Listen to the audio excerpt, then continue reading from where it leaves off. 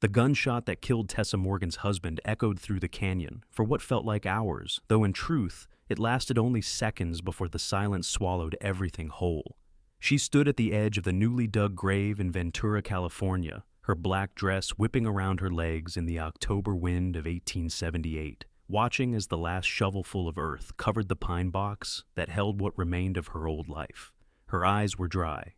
She had cried all her tears 3 days ago when she had found Daniel bleeding out on their porch, victim of a land dispute turned violent. Now, there was nothing left inside her but a cold, hard determination that felt like stone settling in her chest. Tessa was 24 years old, and she had learned in the span of 72 hours that softness was a luxury she could no longer afford. The ranch hands who had worked for Daniel had scattered like tumbleweeds the moment they heard he was dead, unwilling to work for a widow with no male protection. The neighbors who had smiled and waved at her in town now looked through her as if she were already a ghost. The bank had sent a letter that very morning, politely but firmly reminding her that the mortgage payment was due in 30 days, and without Daniel's income from the cattle sales, they would be forced to foreclose. She stood alone at the graveside long after the preacher had finished his hollow words and departed. The sun was setting over the Pacific Ocean, painting the sky in shades of orange and purple that Daniel would have called beautiful. Tessa turned her back on the colors and walked toward the small ranch house that now felt cavernous in its emptiness. Her boots crunched on the dry grass, and somewhere in the distance a coyote howled its lonesome song.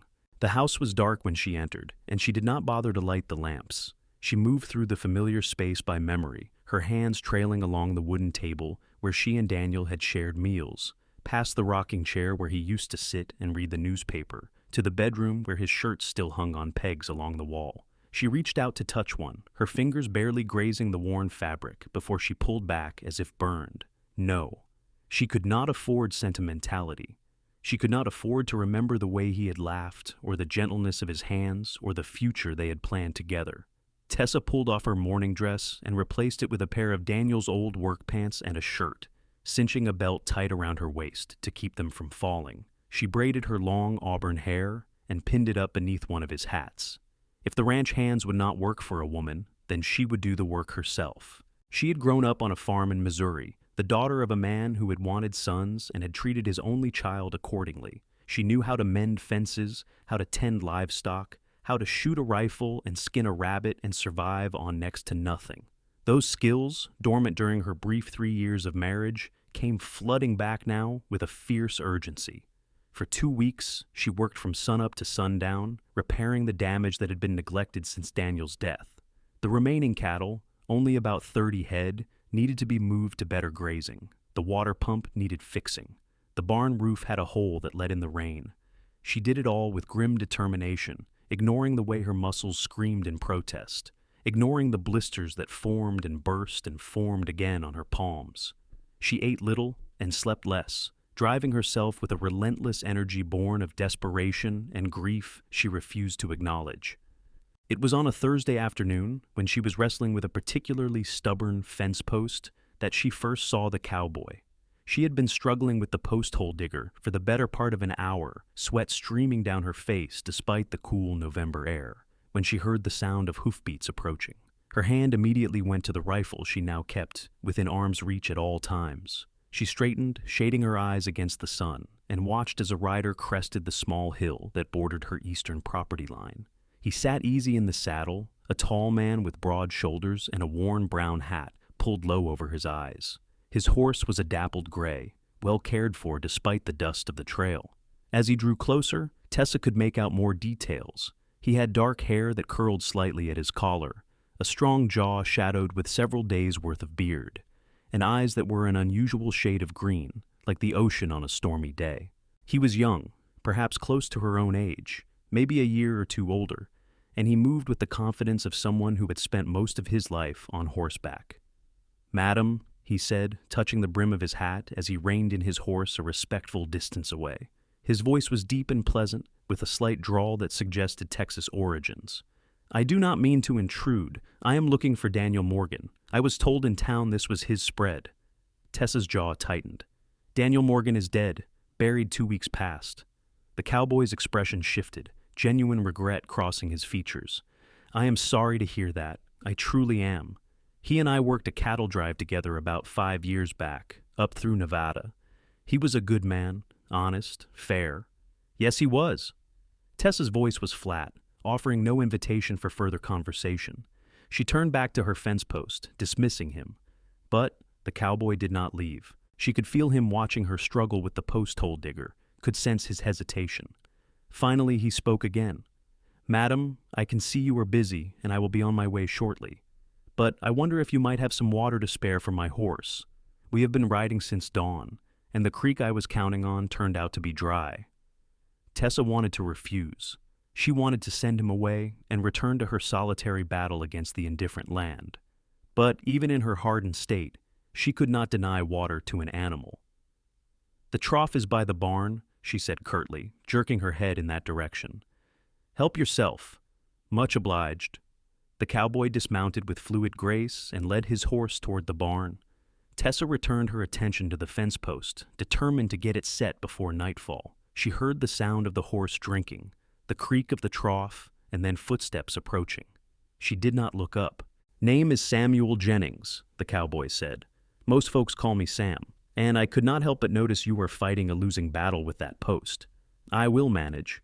I am sure you will eventually, but it would go a lot faster with 2 sets of hands. I would be happy to help, if you would allow it." "I do not need help." The words came out harder than she intended, sharp as broken glass. "I do not need anything from anyone." Samuel was quiet for a moment. When he spoke again, his tone was thoughtful, without judgment. "Daniel used to talk about his wife sometimes, on those long nights on the trail. Said she was the strongest woman he had ever met. Said she could do anything she set her mind to. I reckon he was right about that."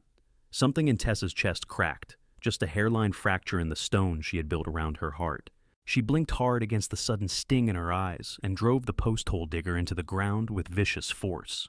"If you are going to stand there talking, you might as well make yourself useful," she said roughly. "Hold the post steady while I fill in around it." Samuel moved to comply without another word, positioning himself on the opposite side of the hole. They worked in silence, an oddly comfortable rhythm developing between them. Tessa shoveled dirt and tamped it down, while Samuel held the post level, occasionally adjusting the angle based on her instructions. When the post was firmly set, Samuel tested it with his weight, nodding in approval. "That will hold," he said. Tessa wiped her forehead with the back of her hand, leaving a streak of dirt across her brow. "Thank you," she said grudgingly. Then, surprising herself, she added, "I suppose I could offer you a meal in exchange for the help. It will not be much, but it is better than trail rations." Samuel's face broke into a smile, transforming his features from merely handsome to genuinely striking. "That is the best offer I have had in weeks, madam. I would be grateful." They walked back to the house together, Samuel leading his horse to the small corral where Tessa's mare and Daniel's gelding stood.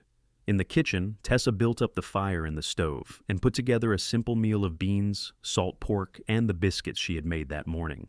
Samuel sat at the table, his hat in his lap, looking around the modest room with interest but not curiosity. "So, what brings you to Ventura?" Tessa asked as she set plates on the table. The question came out more defensive than she intended, as if she suspected him of having ulterior motives. "Drifting mostly," Samuel said with a shrug.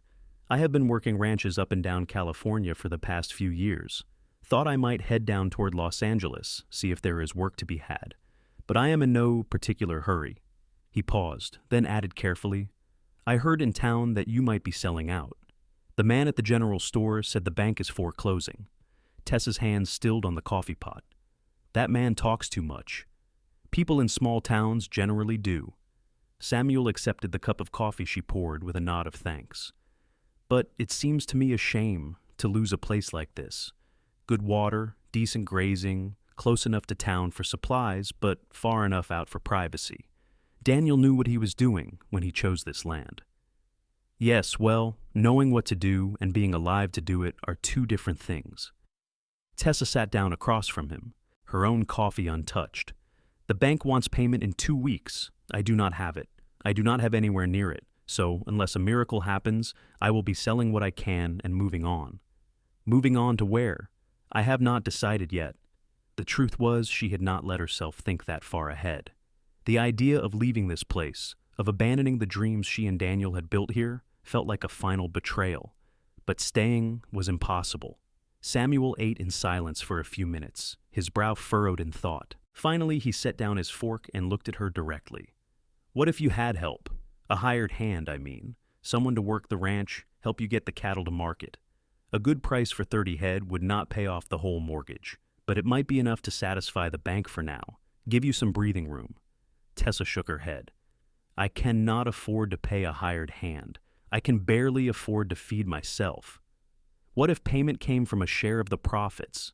Say, 20% of whatever we make on the cattle sale. If we can round up any strays and add to the herd, build it back up. 20% of future sales as well. Room and board in the meantime. It would not be much, but it would be honest work, and I have slept in worse places than a barn. Why would you do that? Tessa's voice was suspicious, her eyes narrowed. You do not know me. This is not your problem. Samuel met her gaze steadily. Daniel Morgan gave me good advice once, when I needed it. Helped me out of a tight spot without asking for anything in return. I reckon I owe him this much at least. And besides, he added with a slight smile, I am tired of drifting. It might be nice to stay in one place for a while, work towards something that matters. Tessa wanted to refuse. She wanted to tell him that she did not need his pity or his misguided sense of obligation. But the practical part of her brain, the part that had been doing cold calculations for the past 2 weeks, forced her to acknowledge the truth. She could not do this alone. She had been trying, and she was failing. Pride would not keep a roof over her head or food in her belly. 1 month trial, she said finally, her voice hard as iron. If it does not work out, you leave with no hard feelings. I will sleep in the house. You will sleep in the barn. You will address me as Mrs. Morgan at all times. We will maintain proper distance and propriety. This is a business arrangement, nothing more. Agreed. Samuel extended his hand across the table. After a moment's hesitation, Tessa shook it. His palm was calloused and warm, his grip firm but not crushing. Something about that simple touch sent an unexpected jolt through her, and she pulled her hand back quickly, unsettled. That night, lying alone in the bed she had once shared with Daniel, Tessa stared at the ceiling and wondered if she had made a terrible mistake. She could hear the faint sounds of Samuel settling into the barn, the creak of leather as he arranged his saddle, the low murmur of his voice as he spoke to his horse. She had spent the past 2 weeks convincing herself that she needed no one, that she could be hard enough and strong enough to face the world alone. The arrival of Samuel Jennings threatened that carefully constructed armor, and she did not know how to feel about it. The next morning dawned cold and clear, frost glittering on the grass like scattered diamonds. Tessa rose before the sun, as had become her habit, and was surprised to find Samuel already up and working, mucking out the stalls in the barn. He looked up when she entered, his breath forming clouds in the chilly air. "Morning, Mrs. Morgan," he said, touching his hat brim in a gesture she was already coming to recognize. "I took the liberty of checking on the stock. The cattle are scattered pretty far.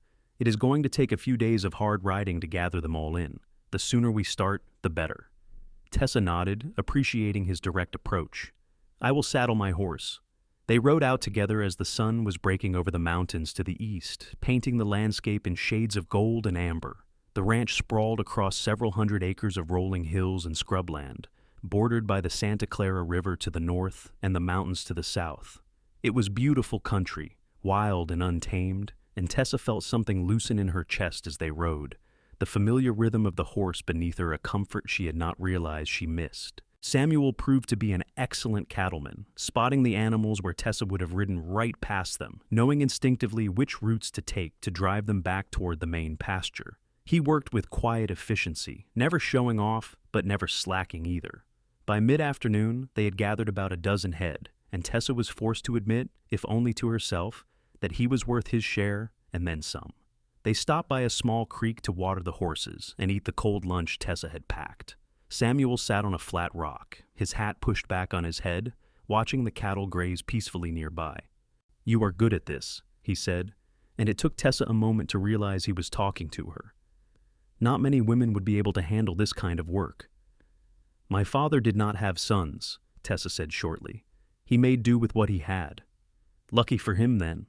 Samuel's tone was matter of fact, without any of the condescension she had come to expect from men. Daniel was lucky too, I would wager. The mention of her husband's name still brought a sharp pain, but it was beginning to dull around the edges, becoming something she could almost bear. He was a good man, she said quietly. He did not deserve what happened to him. The man who did it, was he caught? No. The single word was bitter on her tongue. He ran, could be anywhere by now. The sheriff put out notices, but I do not expect anything to come of it. Justice is not something you can count on out here. Samuel was quiet for a long moment. No, he agreed finally. I suppose it is not, but that does not mean we stop trying. They rode back to the ranch in companionable silence as the sun began its descent toward the ocean.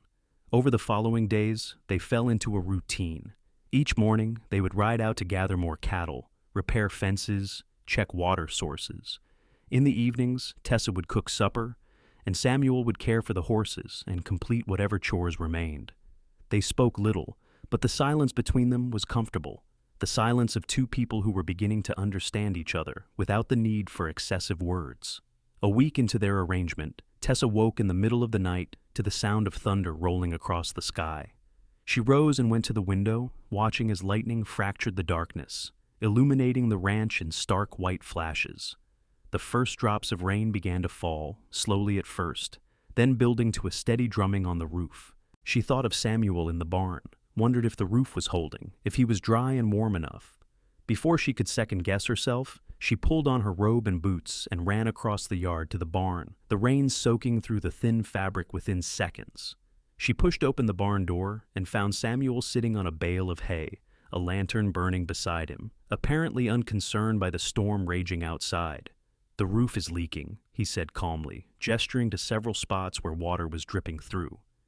"Nothing too serious, but I figured I would stay awake and make sure none of the gear gets ruined." Tessa stood dripping in the doorway, suddenly feeling foolish. "I thought you might need help." Samuel's expression softened. "That is kind of you, Mrs. Morgan, but I am fine. You should get back to the house before you catch your death." But Tessa did not move. She stood there, the rain pounding on the roof, feeling the weight of the past weeks pressing down on her. The loneliness, the fear, the exhausting effort of pretending to be stronger than she felt.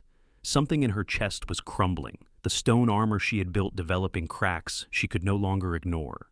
"I do not know if I can do this," she heard herself say, her voice barely audible over the storm. "Everyone keeps telling me I am strong, that I can handle anything, but I do not feel strong. I feel like I am holding myself together with spit and wire. In any moment I am going to fall apart completely." Samuel stood slowly, setting the lantern aside. He moved toward her, but stopped a respectful distance away, his eyes searching her face. "You do not have to be strong all the time," he said quietly. "That is an impossible burden to carry alone." "I do not have a choice." Tears were streaming down Tessa's face now, mixing with the rain, and she could not tell which was which. "If I let myself be soft, if I let myself feel everything, I will break, and I cannot afford to break. I have to be hard. I have to be." "Says who?" Samuel's voice was gentle but firm. "Who made that rule?" "The world did. Life did." Tessa wrapped her arms around herself, shivering now, though whether from cold or emotion, she could not say. Soft things get destroyed out here. Soft things do not survive. Samuel took a step closer, then another, until he was standing directly in front of her. Slowly, telegraphing his movements so she could pull away if she wanted, he reached out and placed his hands on her shoulders. His touch was warm through the wet fabric of her robe, steady and solid. "Listen to me, Tessa Morgan," he said, using her first name for the first time, his voice low and intense. "You are one of the strongest people I have ever met. The fact that you are hurting does not change that. The fact that you are scared does not diminish it. Strength is not about never feeling pain. It is about keeping going, despite it. And you have been doing that. You have been doing it all along." "But I said I was not soft anymore," Tessa whispered, the words a confession she had been holding inside. "I told myself I could not afford to be, that I had to be like stone." Samuel's hands moved from her shoulders to cup her face, his thumbs brushing away the tears on her cheeks with infinite gentleness. "Then I will be soft enough for both of us," he said, his green eyes locked on hers. "Always. For as long as you need me to be. You do not have to carry this alone. Tessa, Let me help. Let me be the soft place you can fall when you need to. Please." Something inside Tessa shattered then, the last of her defenses crumbling away. She leaned forward and Samuel caught her, his arms wrapping around her as she finally allowed herself to grieve. She sobbed into his chest, great heaving cries that she had been holding back for weeks, for months, maybe for years. She cried for Daniel, for the future they would never have. She cried for the girl she had been, who had believed the world was a fundamentally fair place. She cried for the woman she had become, hard and brittle and terrified of her own vulnerability. And through it all, Samuel held her. He did not try to shush her or tell her everything would be fine. He simply held her, one hand cradling the back of her head, the other pressed firmly against her back, keeping her grounded and safe. He murmured soft words she could not quite make out, his voice a low rumble that vibrated through his chest and into her bones. He let her fall apart without judgment, without expectation, giving her the space to be exactly as broken as she felt. When the storm of weeping finally passed, Tessa found herself exhausted, hollowed out, but somehow lighter. She pulled back slightly, suddenly aware of how improper this was, how closely they were standing, how his shirt was soaked through where her tears had fallen. "I am sorry," she began, but Samuel shook his head. "Do not apologize. Not for that. Not ever." His hands were still on her back, his touch radiating warmth through the cold, wet fabric. "You needed to let it out. There is no shame in that." Tessa looked up at him, really looked at him for the first time since he had arrived at her ranch. She saw the kindness in his eyes, the strength in his jaw, the gentle curve of his mouth. She saw a man who had traveled out of his way to honor a debt to someone who could never repay him. A man who had offered help without asking for anything in return.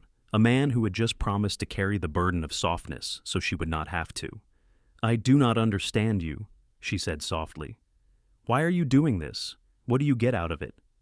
Samuel smiled, a slow, genuine smile that crinkled the corners of his eyes. "Maybe I just want to see you smile again," he said. "Maybe that is enough." The moment stretched between them, charged with something Tessa could not quite name. She was acutely aware of his hands on her back, the solid warmth of his body, the way his eyes seemed to see straight through all her carefully constructed walls. She should step back. She should maintain the proper distance she had insisted upon. She should remember that her husband had been dead for less than a month, that this was too soon, too fast, too everything. But she did not step back. Instead, she found herself leaning into his warmth, accepting the comfort he offered with a gratitude that went beyond words. They stood like that for a long moment, the storm raging outside, the barn dim and quiet around them. Finally, reluctantly, Tessa pulled away. "You should come to the house," she said, her voice rough from crying. "Dry off by the fire. I will make coffee." Samuel hesitated. "Tessa, I do not want to compromise your reputation. People already talk. Let them talk." There was a note of defiance in Tessa's voice now, a flash of the steel that had gotten her through the past weeks. "I am a widow trying to save her ranch. If people want to gossip, they will find something to say no matter what I do. I would rather be warm and have coffee than worry about what the town busybodies think." They ran through the rain together, splashing through puddles that were already forming in the yard. Inside the house, Tessa built up the fire, while Samuel stood awkwardly by the door, dripping onto the floor. She brought him a towel and one of Daniel's shirts, then turned her back to give him privacy while he changed. When she turned around again, he was standing by the fire, the shirt fitting him well enough, his wet hair pushed back from his face. Tessa made coffee, the familiar ritual calming her frayed nerves. They sat at the table, their hands wrapped around warm cups, and talked in low voices as the storm continued outside. Samuel told her about his childhood in Texas, about losing his own parents to fever when he was 16, about the years of drifting that had followed. Tessa found herself sharing stories she had not thought about in years. Her girlhood in Missouri, her mother's death when she was 10, the way her father had alternated between treating her like a son and resenting her for not being one. "He was not a bad man," she said, staring into her coffee. "But he was disappointed. Every time he looked at me, I could see it. I was never quite what he wanted." "Then he was a fool," Samuel said quietly. "You are exactly what anyone should want." Tessa's breath caught in her throat. She looked up and found Samuel watching her with an intensity that made her heart race. "Samuel," she began, not sure what she was going to say. "I know it is too soon," he said, his voice low and urgent. "I know you are still grieving, and I am not asking for anything you are not ready to give, but I need you to know that I am not just here because of some debt to Daniel. I am here because of you, because from the moment I saw you fighting with that fence post, refusing to give up even though you were exhausted and alone, I knew you were someone special, someone worth fighting for." "I am not looking for romance," Tessa said, but the words came out uncertain, lacking conviction. "I cannot. I am not asking you to.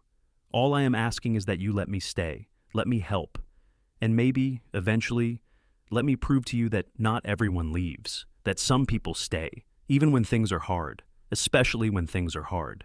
Tessa felt tears prickling at her eyes again, but these were different. These were not tears of grief, but of something else, something tentative and fragile and achingly hopeful. "I do not know how to do this," she whispered. "I do not know how to let someone in again. Then we will figure it out together." Samuel reached across the table and took her hand, his thumb tracing gentle circles on her palm. One day at a time, no pressure, no expectations, just two people trying to build something out of the wreckage. The storm raged outside for hours more, but inside the small house, something new was beginning to grow, something delicate and green, pushing up through the scorched earth of Tessa's grief. She did not let go of Samuel's hand for a long time, and when she finally did, it was only because the coffee pot was empty and the fire needed tending.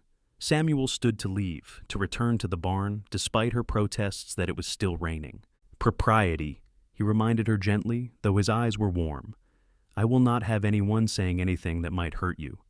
But the next morning, when Tessa emerged from the house, she found Samuel already at work, and there was a new lightness in her step that had not been there before. They rode out to gather more cattle, and this time, when they stopped to rest, Tessa found herself initiating conversation, asking Samuel about his time in Texas, about the cattle drives he had worked, about his dreams for the future. "I always thought I would have my own place someday," he admitted, squinting against the bright noon sun. "Nothing fancy, just enough land to run a small herd, maybe grow some crops, a house with a real floor and windows that do not leak, a family." He paused, then added quietly, "Someone to share it all with." "That is a good dream," Tessa said softly. "Not too big, not too small, just right. What about you? What did you dream about before?"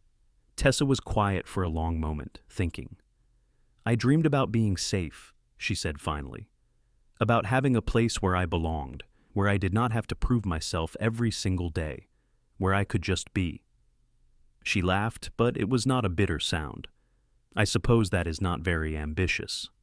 "I think it is the most ambitious dream of all," Samuel said seriously, "because it is the hardest one to achieve. But you have it. You know. This place, it is yours. No one can take that away from you unless you let them." His words stayed with Tessa as they continued their work.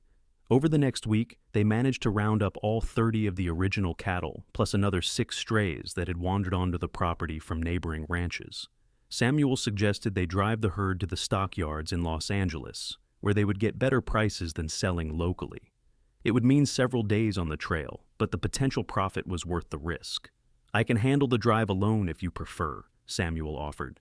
"You could stay here, keep an eye on the property." But Tessa shook her head. "This is my ranch, my cattle. I am coming with you." They set out on a Monday morning in late November, driving the small herd south along the coast road. The weather was cool and clear, perfect for traveling. They made good time, pushing the cattle steadily forward, camping each night under the stars. Tessa had forgotten how much she enjoyed sleeping out in the open, the vast canopy of stars overhead, the crackle of the campfire, the soft lowing of the cattle settling down for the night. On the second night, as they sat by the fire eating beans and hardtack, Samuel told her about the cattle drive, where he had met Daniel. "We were moving about 2,000 head from Texas up through Nevada," he said, staring into the flames. "Brutal work, 3 months of dust and heat and ornery cattle. But Daniel, he never complained, always had a kind word for everyone, even when things went wrong, and they went wrong a lot." "What happened?" Tessa asked, leaning forward. "One night, we had a stampede. Thunder spooked them, and they ran. I was in the wrong place at the wrong time. got thrown from my horse right in front of them. I thought I was dead, but Daniel, he rode right into that stampede, grabbed me, and pulled me up behind him. Saved my life. Samuel's voice was quiet, reflective. I never forgot that. Never forgot the kind of man who would risk himself for someone he barely knew. That sounds like Daniel, Tessa said, her voice thick with emotion. He always saw the best in people, always believed in giving second chances. He was right too, Samuel said, looking up at her, because sometimes people surprise you. Sometimes they become more than you ever expected. The firelight played across his features, and Tessa felt something shift in her chest, a warmth that had nothing to do with the flames. She realized with a start that she was happy. For the first time since Daniel's death, she felt something other than grief and determination. She felt alive. That night, she dreamed of Daniel. He was standing in a field of wildflowers, smiling at her the way he used to. "It is all right," he said, though she could not hear his voice, only sense the meaning. It is all right to let go. It is all right to live. She woke with tears on her cheeks, but also with a sense of peace she had not felt in a long time. Samuel was already up, tending to the fire, and when he saw she was awake, he brought her coffee without a word. Their fingers brushed as she took the cup, and neither of them pulled away immediately. They reached Los Angeles on the third day, driving the cattle to the stockyards on the eastern edge of the city. The buyer was a gruff older man with sharp eyes who tried to lowball them on the price, but Samuel stood firm, negotiating with a quiet confidence that eventually won them a fair deal. When the money changed hands, Tessa counted it twice, hardly believing what she was seeing. It was more than enough to make the mortgage payment with some left over for supplies and repairs. "We did it," she said, looking up at Samuel with wonder in her eyes. "We actually did it." "You did it," Samuel corrected gently. "This is your ranch, your cattle. I just helped." But Tessa shook her head. "We did it together. I could not have managed without you." They spent that night in a modest hotel, separate rooms of course, but Tessa found herself unable to sleep. She kept thinking about Samuel just down the hall, about the way he had looked at her across the campfire, about the warmth of his hand when it had brushed hers. She thought about Daniel's words in her dream, about permission to live again, to feel again.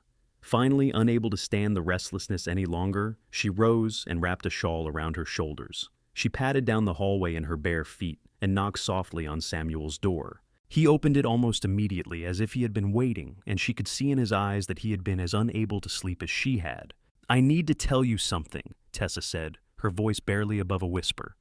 "I need to tell you that I am terrified. I am terrified because I am starting to feel things I swore I would never feel again. Because when I look at you, I see a future I did not think was possible.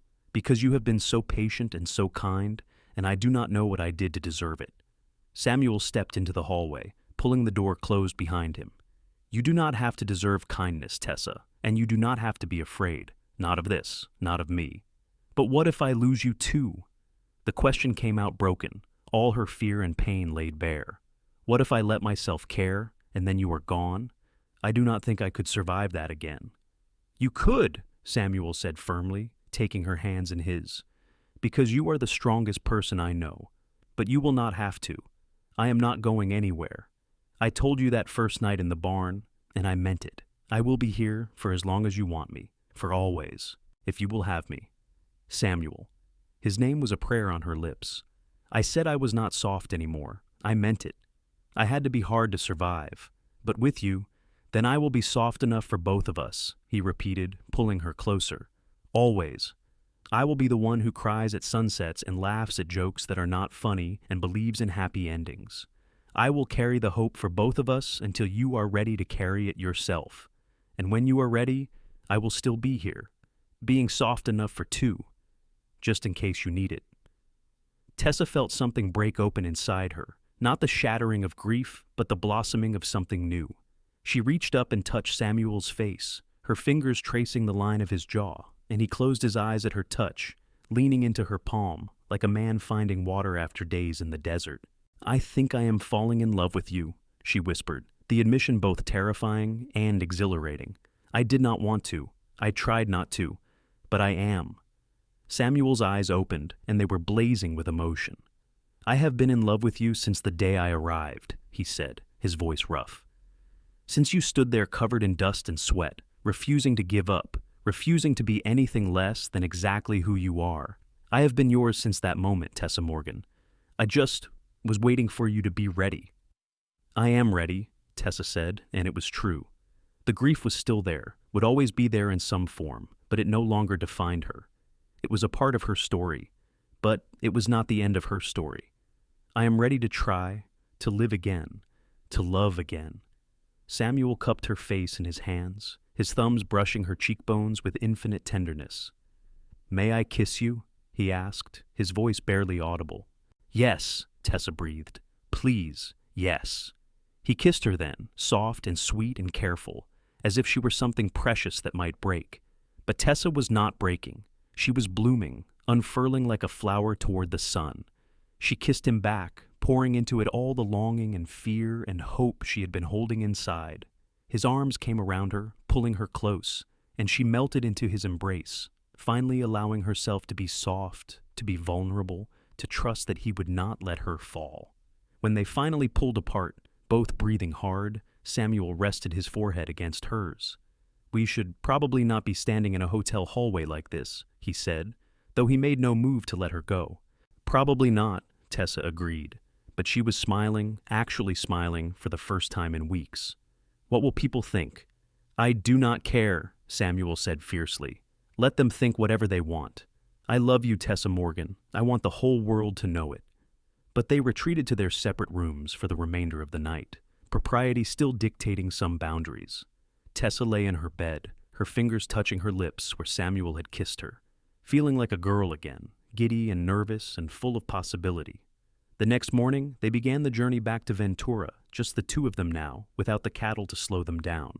They rode side by side, talking about everything and nothing, making plans for the ranch, for the future. Samuel had ideas for improving the grazing rotation, for breeding better stock, for adding some crops that would diversify their income. Tessa listened and contributed her own thoughts, and together they began to sketch out a vision of what the ranch could become. "Our ranch," Samuel said at one point, then immediately corrected himself. "I mean, your ranch, I'm sorry." But Tessa reached over and took his hand, threading her fingers through his. "Our ranch," she said firmly, "if you want it to be, if you want to stay, really stay, not just as hired help, but as my partner, in everything." Samuel's grip tightened on her hand. "Are you asking what I think you are asking?" Tessa felt a flutter of nervousness, but pushed through it. "I am asking if you will marry me, Samuel Jennings. I am asking if you will build a life with me, here on this ranch, making our own future. I know it is fast. I know people will talk. But I also know that life is short and uncertain, and I do not want to waste another moment being afraid." Samuel reined in his horse and dismounted in one fluid motion. He came to Tessa's side and helped her down, then dropped to one knee right there in the middle of the dusty road. "Tessa Morgan," he said, his voice shaking with emotion, "I would be honored to be your husband, to be your partner in all things, to build a life and a future and a family with you, to be soft when you need to be hard, and to stand strong when you need to rest, to love you every day of my life, for as long as I live." "Is that a yes?" Tessa asked, tears streaming down her face. But these were tears of joy. "That is a yes," Samuel confirmed, rising to his feet and pulling her into his arms. "That is a yes, 1,000 times, yes." They kissed again, longer this time, with all the passion and promise of their new beginning. When they finally pulled apart, they were both laughing, giddy with happiness and relief. They remounted and continued their journey home, riding a little closer now, hands reaching out to touch whenever the trail allowed. When they arrived back at the ranch, it looked different somehow. Not physically changed, but transformed by the new light in which Tessa saw it. This was not just a place she was fighting to keep. It was home. It was the foundation upon which she and Samuel would build their future together. Over the next few weeks, they threw themselves into the work of preparing for winter and planning for their wedding. Tessa wrote to the preacher in town, and Samuel began building additions onto the house, expanding it to accommodate the family they hoped to have someday. They worked side by side from dawn to dusk, and in the evenings they sat by the fire, Samuel reading aloud, while Tessa mended clothes or worked on the wedding dress she was making from a bolt of ivory fabric Samuel had surprised her with on a trip to town. The town gossips did indeed talk. scandalized by the speed of Tessa's engagement, but she found she did not care. Let them whisper. She had found something rare and precious, and she was not about to let it go because of someone else's narrow-minded ideas about propriety. They were married on a crisp December morning, just before Christmas, in the small church in Ventura. The ceremony was simple, attended by a handful of neighbors and townsfolk who had decided to support them, despite the gossip. Tessa wore her ivory dress and wildflowers in her hair. Samuel wore a new suit he had bought specially for the occasion, and when he saw her walking down the aisle toward him, his eyes filled with tears. "You are beautiful," he whispered as she took her place beside him. "The most beautiful thing I have ever seen."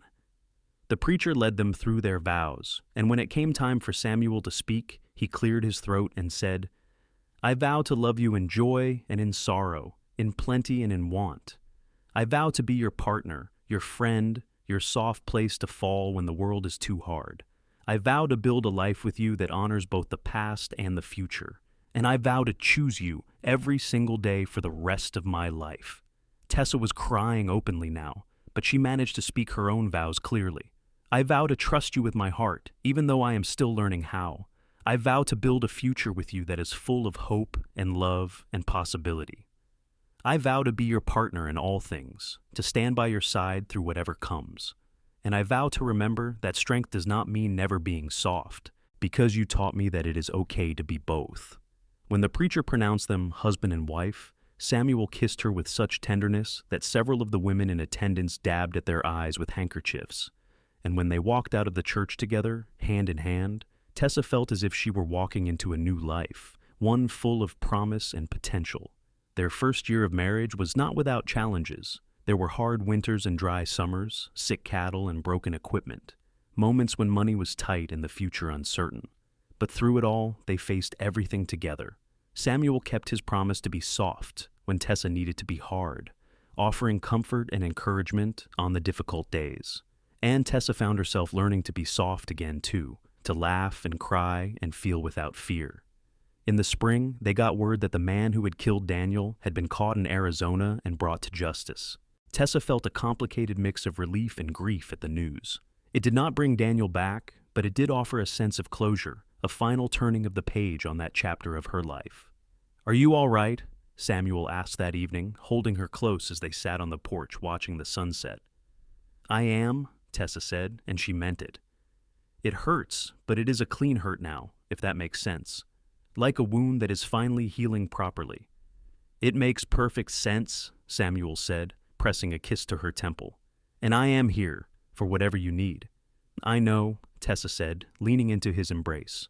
"I know you are, and that makes all the difference." By the end of their first year together, the ranch was thriving. They had increased the herd to over 60 head, planted a successful crop of wheat, and made enough profit to not only pay off a significant portion of the mortgage, but also to hire a part-time ranch hand to help with the heavier work. Tessa found herself amazed at what they had accomplished together, at how far they had come from that stormy night in the barn when she had insisted she was not soft anymore. And then, in late autumn, Tessa discovered she was pregnant. She told Samuel one evening after supper, unable to contain her joy and excitement any longer. His reaction was everything she could have hoped for. He swept her up in his arms, spinning her around despite her laughing protests, his face radiant with happiness. "We are having a baby," he kept saying, as if he could not quite believe it. "We are going to be parents." "We are," Tessa confirmed, placing his hand on her still flat stomach. "Our child. Yours and mine." Samuel's eyes filled with tears, and he dropped to his knees, pressing his face against her belly. "I love you," he whispered, though Tessa was not sure if he was talking to her or to the baby. "I love you both so much." The pregnancy was not easy. Tessa was sick for the first several months, and Samuel fretted over her constantly, insisting she rest more, work less. They argued about it sometimes, Tessa insisting she was not fragile, Samuel insisting he just wanted to take care of her. But they always worked it out, learning the delicate dance of compromise that all marriages require. In May of 1880, on a warm spring morning filled with birdsong and the scent of wildflowers, Tessa gave birth to a son. The labor was long and difficult, and there were moments when she was certain she could not go on. But Samuel was there the entire time, holding her hand, wiping her brow, telling her she was strong, she could do this. He believed in her. When the baby finally arrived, red-faced and squalling, Samuel cut the cord with shaking hands and placed the child in Tessa's arms. She looked down at the tiny, perfect face and felt a love so fierce and overwhelming that it took her breath away. "He is beautiful," Samuel said, his voice choked with emotion. "He is perfect." "What should we name him?" Tessa asked, running a gentle finger over the baby's soft cheek. Samuel was quiet for a moment, thinking. Then he said softly, "What about Daniel? For the man who brought us together, in a way." Tessa felt tears slip down her cheeks. "Daniel Samuel Jennings," she said. "Danny for short. I think he would have liked that." They spent the rest of that day in a haze of exhausted joy, taking turns holding their son, marveling at his tiny fingers and toes, trying to figure out who he looked like. Tessa had never felt more complete, more whole. She had a husband she loved beyond measure, a son who was the embodiment of hope and new beginnings, and a home that was truly hers in every sense of the word.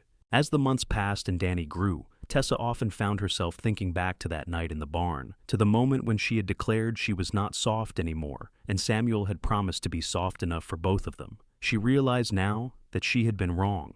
She had not lost her softness. She had simply hidden it away, protecting it until she found someone safe enough to share it with. And Samuel had kept his promise. He was the one who sang lullabies to Danny in the middle of the night when the baby was fussy. He was the one who cried openly when he was moved by something beautiful or sad. He was the one who always saw the best in people, who believed in second chances and happy endings. He carried the softness so effortlessly that Tessa found herself able to be soft too, to laugh more freely, to cry without shame, to love without fear. But he was also strong when she needed him to be, taking charge during crises, making difficult decisions, standing up to anyone who tried to take advantage of them. He was everything she needed, all wrapped up in one remarkable man who had shown up at her ranch looking for her dead husband and had stayed for her. 2 years after Danny was born, they had a daughter, a beautiful girl with Tessa's auburn hair and Samuel's green eyes. They named her Grace because Tessa said that was what Samuel had given her. Grace to heal, grace to change, grace to become herself again. And 3 years after that, another son arrived, whom they named James, after Samuel's father. The ranch continued to prosper. They expanded their operations, bought neighboring land when it became available, built a larger house to accommodate their growing family. Samuel became known throughout the region as a fair and honest businessman, and Tessa gained a reputation as one of the most capable ranchers in California, man or woman. Together, they built something lasting, something that would endure long after they were gone. On their 10th wedding anniversary, Samuel took Tessa back to the spot by the creek where they had stopped during that first cattle drive, where he had told her she was good at this, where they had first begun to know each other as more than just employer and employee. They sat on the same flat rock, watching the water flow past, their children playing nearby under the watchful eye of the ranch hand they had hired. "Do you remember what I said to you that night in the barn?" Samuel asked, his arm around Tessa's shoulders. "Which part?" Tessa teased, though she knew exactly what he meant. "I said I would be soft enough for both of us. Always." He turned to look at her, his eyes serious. "But you know what I have learned? You never needed me to be soft for you. You had your own softness all along. You just needed someone to make you feel safe enough to show it." Tessa leaned her head on his shoulder, watching their children chase each other through the grass. "Maybe," she said, "but I think we needed each other. I needed you to show me that being soft does not mean being weak, and maybe you needed me to show you that you could be soft and still be strong enough to build a life, a home, a future. We built it together," Samuel said, pressing a kiss to her hair. "Everything we have, everything we are, we built together." "Together," Tessa agreed. "That is the word, is it not? That is the secret to all of it, not him or me, but us." They sat there as the sun began to set, painting the sky in glorious shades of orange and pink and gold. Their 3 children ran over, Danny carrying Grace on his shoulders, James toddling along behind trying to keep up. Samuel and Tessa each scooped up a child, and together they walked back toward the ranch house, which glowed warm and welcoming in the gathering dusk. That night, after the children were asleep, Tessa and Samuel sat on the porch they had built together, looking out over the land they had tended and nurtured into prosperity. Tessa's head rested on Samuel's shoulder, his arm secure around her waist, and she thought about how far they had come from that terrible day when she had stood at Daniel's grave and promised herself she would never be soft again. She had been wrong, so wrong. Softness was not weakness. Vulnerability was not failure. Love was not something to be feared, but something to be embraced, even when it hurt, even when it was scary, even when it meant risking everything. "What are you thinking about?" Samuel asked quietly. "I am thinking about how grateful I am," Tessa said. "Grateful that you showed up when you did. Grateful that you saw something in me worth staying for. Grateful that you kept your promise to be soft enough for both of us, even though I did not understand what that meant at the time." "I would make that promise again in a heartbeat," Samuel said. "Every day, for the rest of my life. Though I have to say, you are pretty good at being soft, all on your own these days." Tessa laughed, the sound light and free. "I learned from the best," she said, turning to kiss him softly. "You taught me that it is okay to be both. Hard when the world demands it, soft when love allows it. Strong enough to stand, tender enough to fall. That is what you gave me, Samuel. That is what we give each other." The years continued to pass, each one bringing new joys and new challenges. They weathered droughts and floods, celebrated successes and mourned losses. Their children grew tall and strong, learning the value of hard work and the importance of kindness from parents who embodied both. Danny eventually took over most of the ranch operations, proving himself to be as skilled a cattleman as his father. Grace became a teacher in town, bringing education to children whose families could not afford to send them away to school. James studied law and became an advocate for ranchers' rights, fighting against the big railroad companies that tried to cheat honest farmers and cattlemen out of their land. Samuel and Tessa grew older together, their hair turning gray, their faces marking the passage of time with lines earned through laughter and tears. But their love never wavered, never faded. If anything, it grew stronger with each passing year, deepened by shared experiences and mutual respect. They still sat on the porch each evening, watching the sunset, talking about their day, making plans for the future. They still held hands as they walked through the property, still stole kisses when they thought no one was looking, still found reasons to laugh together every single day. On their 30th anniversary, their children threw them a celebration, inviting neighbors from miles around. The house was full of people, full of music and laughter and good food. At one point in the evening, someone called for Samuel and Tessa to tell the story of how they met, and after some coaxing, they agreed. They stood together in the middle of the parlor, Samuel's arm around Tessa's waist, and took turns recounting the tale. How Samuel had arrived looking for Daniel and found a widow determined to save her ranch alone. How they had worked together, learning to trust each other. How on a stormy night in a barn, Tessa had confessed she was not soft anymore, and Samuel had promised to be soft enough for both of them, always. "The truth is," Tessa said, looking up at her husband with eyes full of love, "he kept that promise. Every single day for 30 years, he has kept that promise. And in doing so, he taught me that I did not have to choose between being strong and being soft. I could be both. We could be both, together." Samuel kissed her then, in front of everyone, a long, tender kiss that made several people whistle and cheer. When they pulled apart, both of them were smiling, their faces glowing with happiness. "I love you, Tessa Jennings," Samuel said, loud enough for everyone to hear. "I loved you then. I love you now, and I will love you until my last breath and beyond." "And I love you, Samuel Jennings," Tessa replied.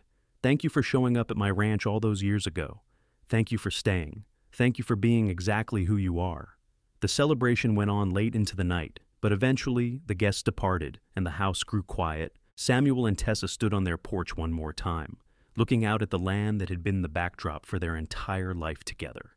The ranch had grown significantly over the years, now one of the most successful in the region. But more important than the material success was what they had built together, a family full of love, a home full of laughter, a legacy that would endure. "Do you have any regrets?" Samuel asked, his voice soft in the darkness. Tessa thought about it for a long moment. She thought about Daniel, about the life they had started to build together before it was cut short.